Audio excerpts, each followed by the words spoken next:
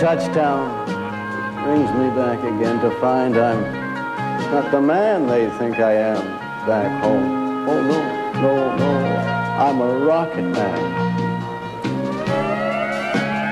Rocket man. Burning out his fuse out here alone.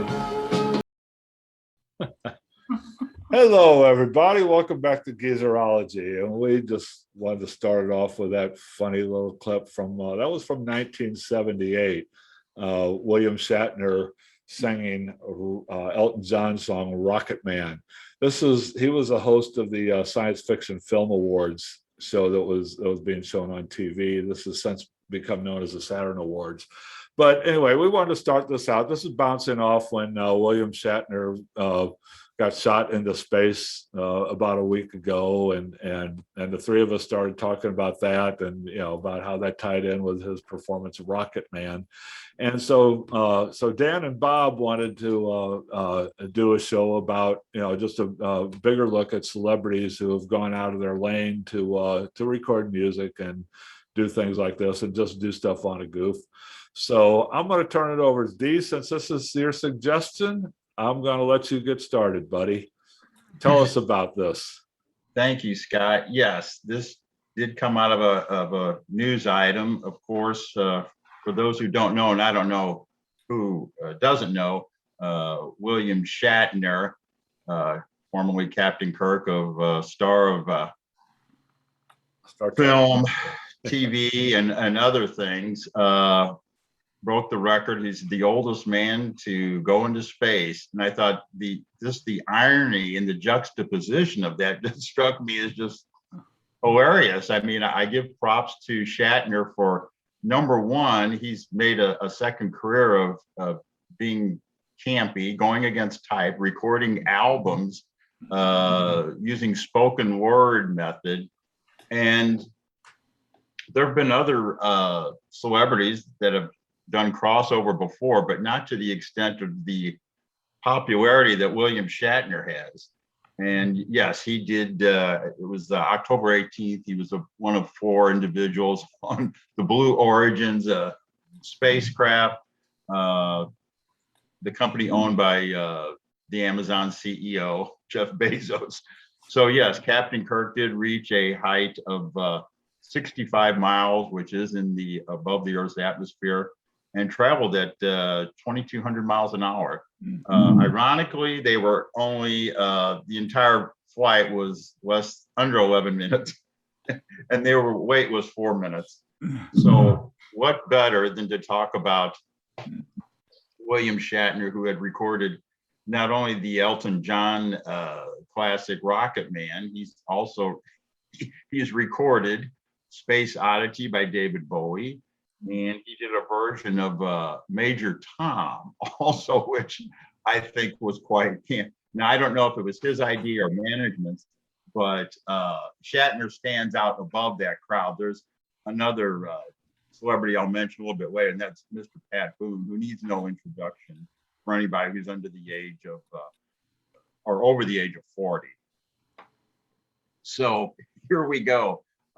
This is not something that I think Bill Shatner took this very seriously. First recorded LP was in 1968 when Star Trek was still on network television, and it was called The Transformed Man. And it was a combination spoken word, classic poetry, and apparently it sold enough where he did some other recordings. Let's see here. He has, to his credit, in the William Shatner, aka Captain Kirk discography, 8 LPs. Really? Yeah, the first one, as I mentioned, was The Transformed Man, which was strictly spoken word, and he utilizes his acting techniques, and he's a good Shakespearean style, slightly over the top actor. Although to say over the top in William Shatner, you say, yeah, okay, I'm with that. Yeah, this isn't a big revelation, Dee. Oh, yeah. But what is a credit to him is where you have contemporary artists willing and are enthusiastic about collaborating with William Shatner. Mm-hmm. In 2004, there was an album called Has Been, and it was produced by Ben Folds, who came of age in the late 90s and early 2000s as like an alternative guy. He plays piano and all that. Some of the other ones, more recently, there's a Shatner recorded a Christmas album called Shatner Claus. He does the classics. He does Jingle Bell Rock. He does Blue Christmas. But listen to the lineup of musicians that agreed to support him. Henry Rollins, Billy Gibbons of ZZ Top, Judy Collins. And yes, speaking of that, the keyboarders for the prog rock band, Rick Wakeman played keyboards on, let's see, I don't get what song, but he was on there.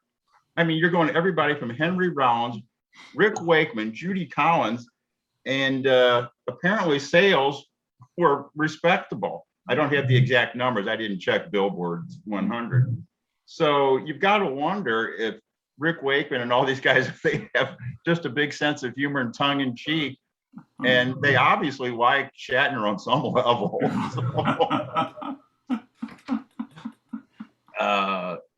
So you know, I find it just it crosses the line into I don't know if it's, you know, you don't know if he's intentionally being camp or intentionally being bad, but I think it's I think it's both. Yeah.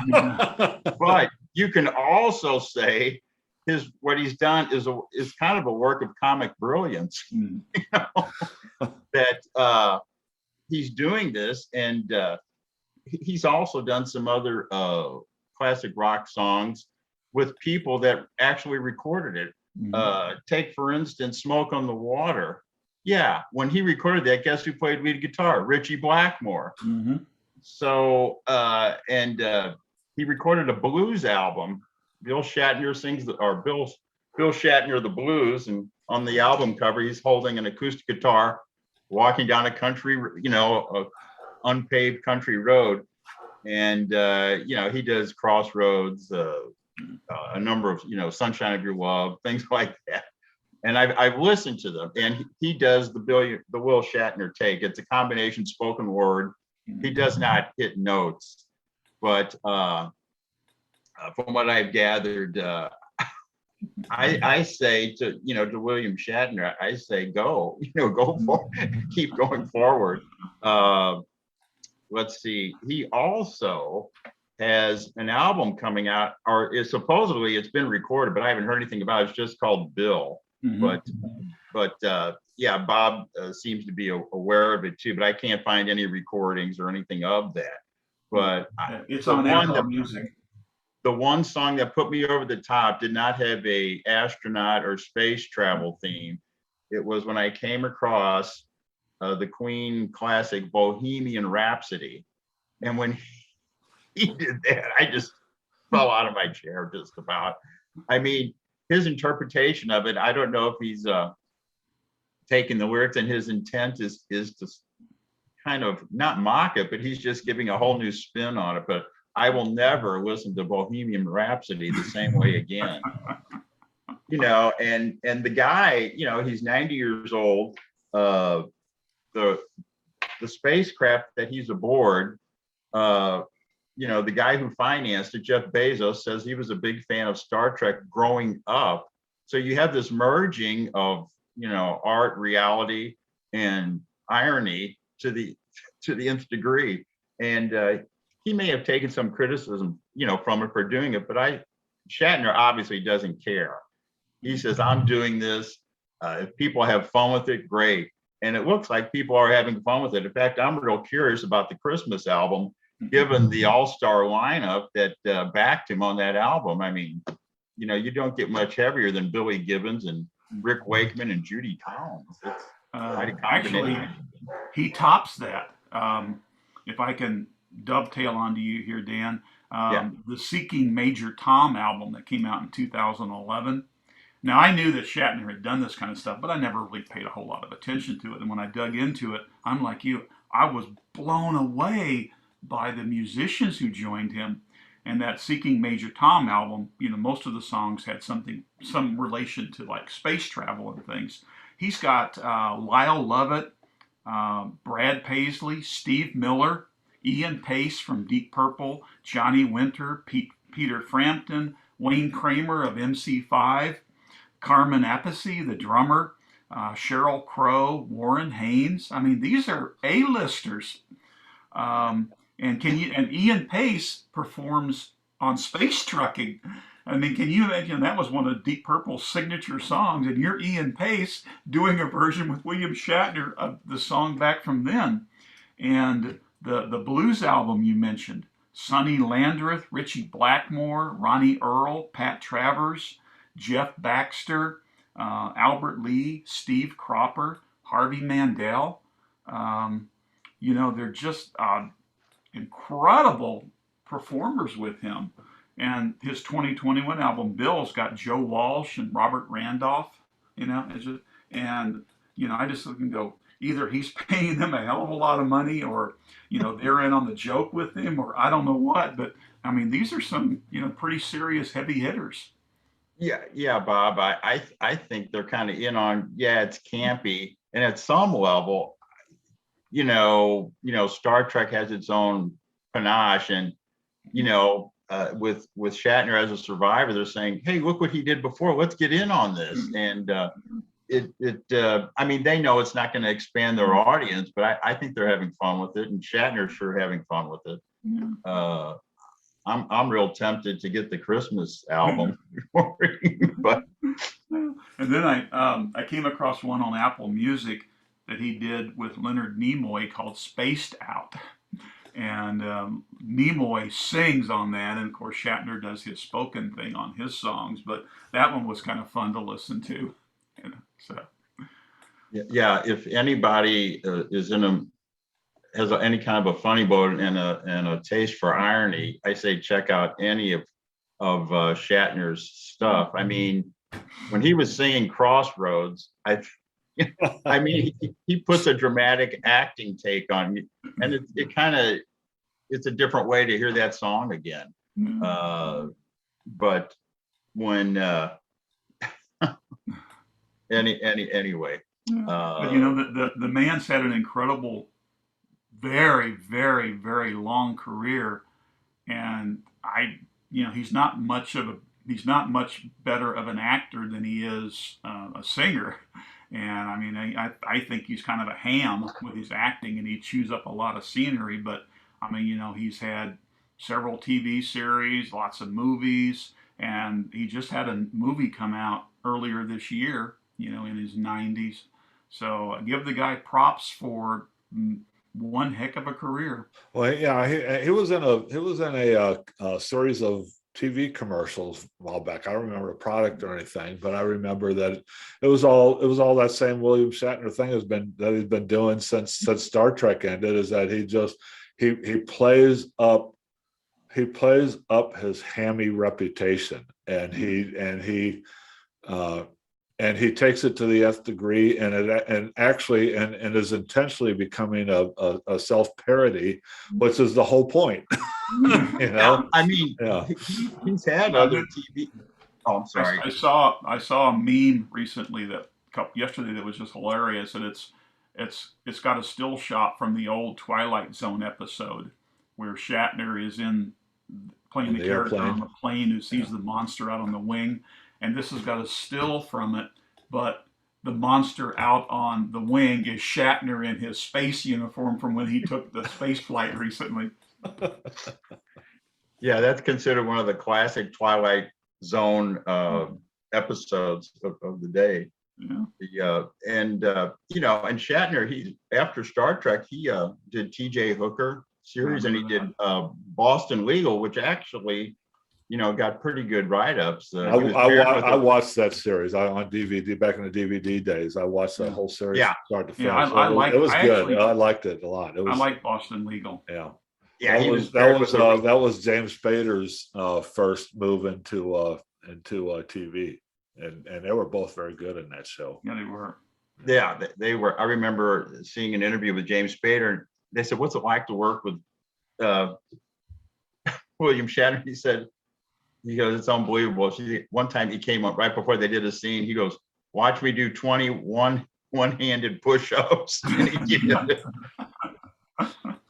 But yeah, I think Shatner's probably the most successful of that. But he's consciously doing it campy. And I think maybe there's some stuff that he just wanted to show off his spoken word abilities.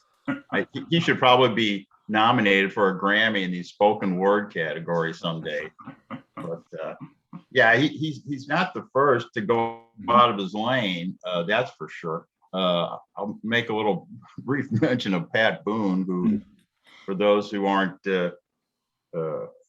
knowledgeable or weren't around, he came out about the same time as right around Elvis's time, and he did a little bit more cleaned up versions of songs by Fats Domino,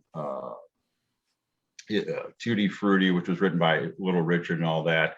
And then once his pop singing career ended, he went strictly into gospel and Christian music, and that's fine, you know, because he had run out of his thing once the Beatles came along. But so, and he was in that genre for a long time. Then in 1997, his manager comes to him and says, you know, we were joking around, why didn't you do an album based on heavy metal music? And he goes, what? He goes, what is it?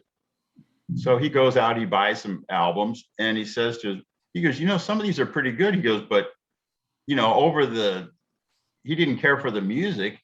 He says, well, if we can do them my way. So basically they did the album, Pat Boone in a Metal Mood, No More Mr. Nice Guy, which was an Alice Cooper tune.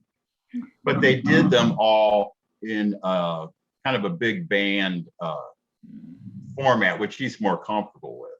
And turns out, that album was due to be released in January 97. And along about that time, Dick Clark, who came up with the American Music Awards, he knew Pat since the mid 50s. He thought it would be a good idea if he helped appear and give one of the awards to the heavy metal band of the year. I forgot who he was on stage with, but the award was to Metallica. And so Pat comes out. They said, well, why don't you dress the part? So he comes out in a leather vest, tattoos, dog collar. and you know, it hit the papers and, you know, the news the next day. And it turns out that people were just people from his, you know, gospel and Christian community. They thought Pat's went over to the devil. And that wasn't the intent at all. The intent was just to have a little, Pat Boone, you know, he wanted to have a little fun. He knows what show business is. And the album that he recorded has a lot of, I mentioned earlier about, he does a version of Deep Purple, and Richie Blackmore plays on that. And then it goes kind of into like a jazz horn interpretation. So it caused quite a bit of stir in 1997. And who else was on there? Ronnie James Dio. I guess he's a heavy metal guitarist. I'm sorry, I don't have his band connection on that. But yeah, he got really kind of ripped for doing the album from his own community. But he wrote letters to Pat Robertson saying, you know, the songs that he did, he was careful about nothing that would be, you know, in bad taste or reflect, you know, negatively upon nothing satanic or anything, right? Yeah, nothing satanic. Well, yeah, he so covered "Crazy Train" by Ozzy. He did, and but he said when the people saw him on the stage for the American Music Awards, he was on stage, I guess, with Alice Cooper. He said they just went nuts. They flipped out when they go, this can't be Pat Boone of, you know, the Pitch Man and, you know, white bucks and white suits. But, you know, his thing was, he was kidding. He goes, I didn't think people would take it that seriously. So anyway, Pat, he sold, wait a minute. He sold, I think it reached 135 on the charts. I think it was on the charts not too long, but that's not a bad showing for something like that. Yeah, No, because it isn't. Yeah. when I can't think of a more extreme crossover. I mean, sure, there have been other entertainers before, particularly actors that have tried their hand at singing, like Jeff Bridges, for a couple movies. And then Richard Harris, he did a series of albums, but he sang them. And but for Pat Boone to go to heavy metal, I mean, that's like crossing the musical Rubicon, you could say. Right. You're in a different matrix. Yeah. Yeah, Yeah. it's like going from how great thou art to sympathy for the devil. Yeah. And so Pat continues to record the occasional gospel album, and he's on I think one of the I guess CBN. He has his own little talk show on that. He does a show on Sirius XM on I think it was on the 50s on 5 channel, where he's actually he actually does a disc jockey turn for a couple of 3 hours a day. I know this because one of my friends who I get in his car sometimes, and he listens to the 50s on 5, and we hear Pat Boone on the doing his disc jockey turn, introducing 50s pop tunes. Yeah. And I think his point was, man, if certain people and the Christian community just can't realize it was a joke. He says, that's not my problem.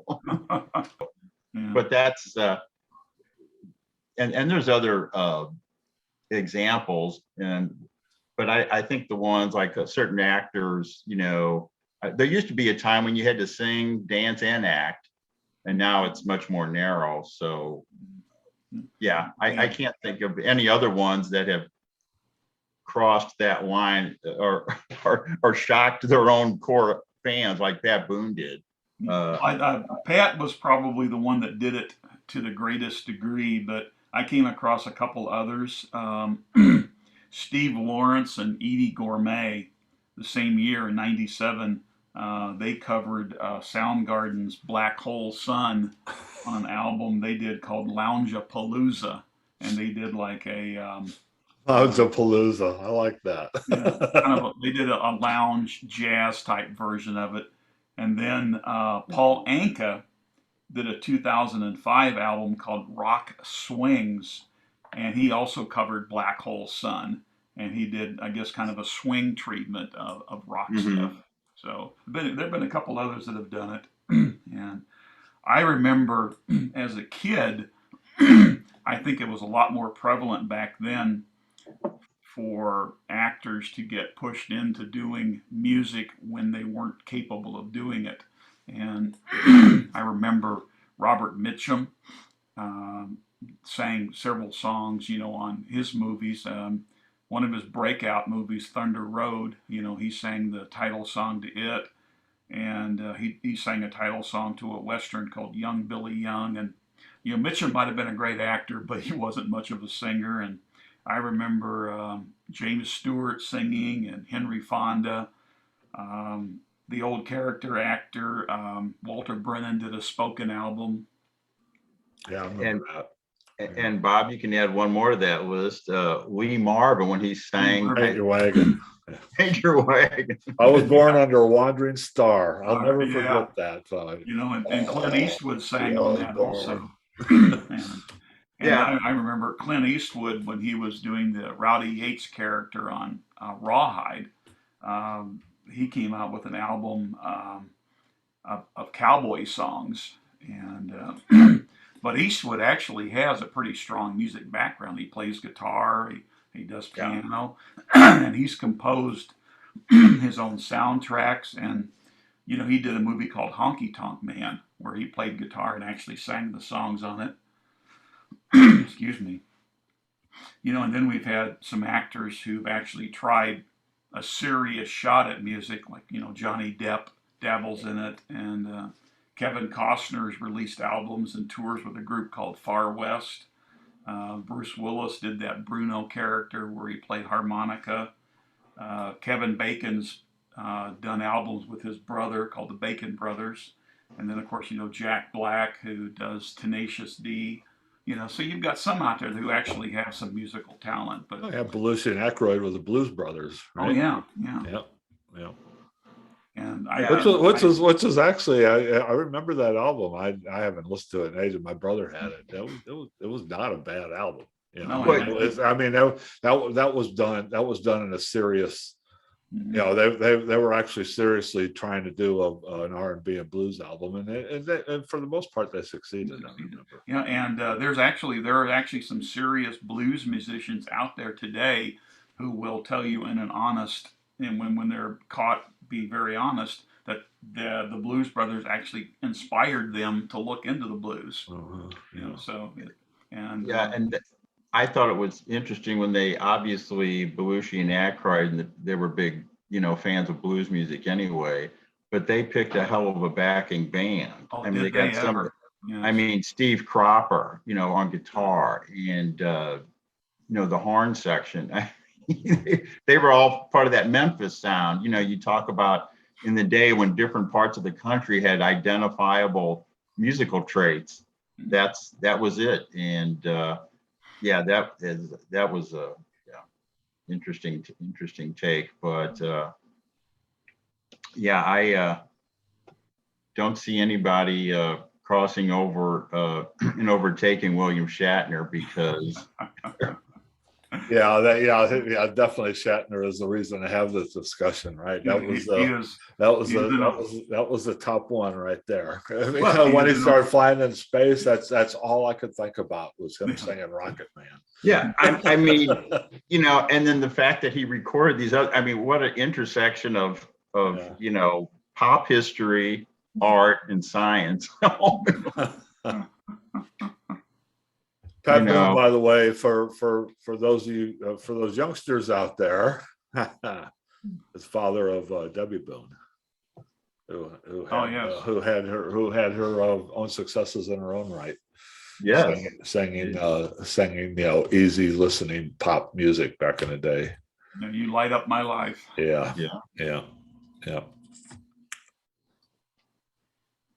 Okay. Well, that was pretty cool. That was a different discussion we have, and I hope everybody liked that. I enjoyed listening to you guys talking about this stuff.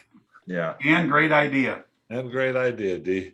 Yeah, I just thought, how many times is a 90-year-old actor gonna Got to shoot off into space?